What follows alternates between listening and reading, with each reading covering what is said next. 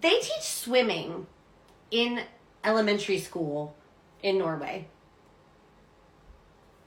And for you Norwegians, no, that is not at all normal or heard of or done ever in America. And don't come for me. I think it's the best. I think it's amazing. What? Teaching life skills to small children in school? This is great. I think it's great. But I need you to understand how completely foreign of a concept this is to us in America. My understanding is that even really well-informed Norwegians who know a lot about America just assume that we also teach our children to swim in schools. And no, don't get it twisted. I can make all the jokes about American education and how we don't really care about things like teaching children to get along with one another, which we could sorely use in our gun-beleaguered society. But the truth is really that America was so influenced by the British Victorian model of education, which essentially said, let's sit children behind a desk for 8 hours a day, and if they don't like it, tough nuggets. And to this day, that's mostly the model. I mean, teachers, of course. My husband was a teacher in America. Many of my family members are teachers.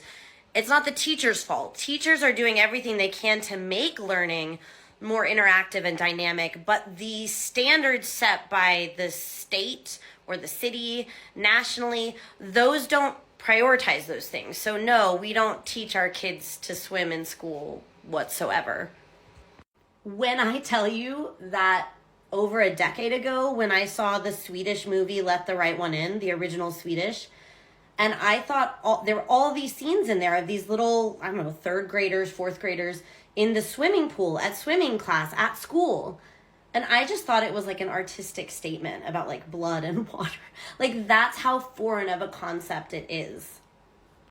But don't get me wrong, I'm grateful. Like we struggled to teach our kids to swim because they were scared. And honestly, something like that, it's a lot easier for them to do when they have teachers encouraging them and their friends are doing it. When we tried to teach my daughter to swim, she would scream her head off. It was a no-go.